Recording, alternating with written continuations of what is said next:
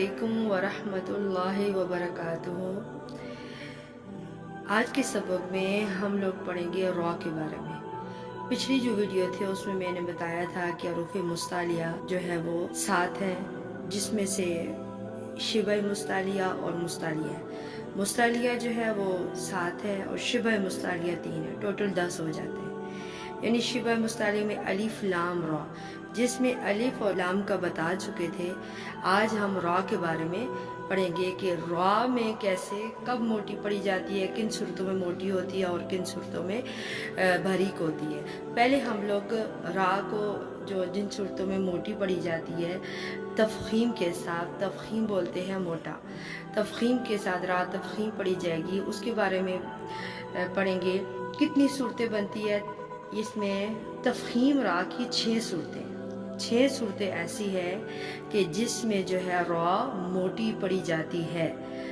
تفخیم پہلا نمبر 1 جو اس کا قاعدہ ہے، قاعدہ نمبر 1، را کے اوپر جب زبر یا پیش یا شد یا مخفف، یعنی زبر، پیش، شد اور مخفف۔ شد بولتے ہیں تشدید کو اور مخفف بولتے ہیں ساکن کو۔ جیسے ہمارے پاس زبر کی مثال ہے ربک، ربک، را کے اوپر زبر ہے، را موٹی پڑی جائے گی یعنی منہ بھر کے۔ اور پیش کی جیسے ربما، ربما، را کے اوپر پیش آ گئی تو اس صورت میں بھی را موٹی پڑی جائے گی۔ اب شد کی مثال کر لیتے ہیں، جیسے ذو مرہ، ذو مرہ، را کے اوپر تشدید آئی تب بھی موٹی۔ اب ساکن کی مثال کیسے؟ جیسے برقوں، برقوں، تو با کے اوپر با کے ساتھ را ہے، را ساکن ہے، اس صورت میں بھی را موٹی پڑی گئی ہے۔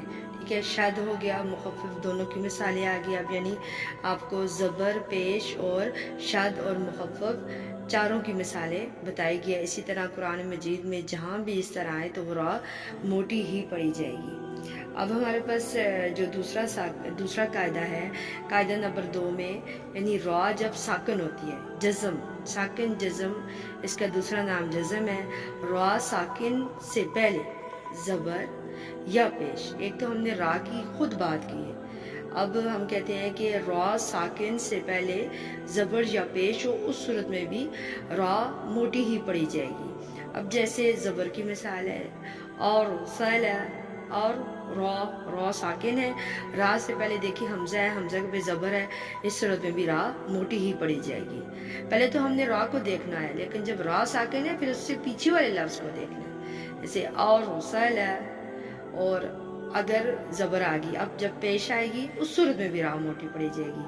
پیش کی جیسے مثال ہے یرزقون، یور را موٹی پڑے گی، یرزقون، ارسلوا، ٹھیک ہے، یہ ترزقو، یہ ساری مثالیں ایسی ہیں کہ جس میں را ساکن سے پہلے زبر یا پیش آئی ہے، اس صورت میں بھی را موٹی پڑی جائے گی۔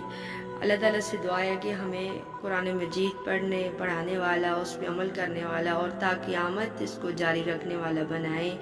وما علینا الا البلاغ المبین۔ السلام علیکم ورحمۃ اللہ وبرکاتہ۔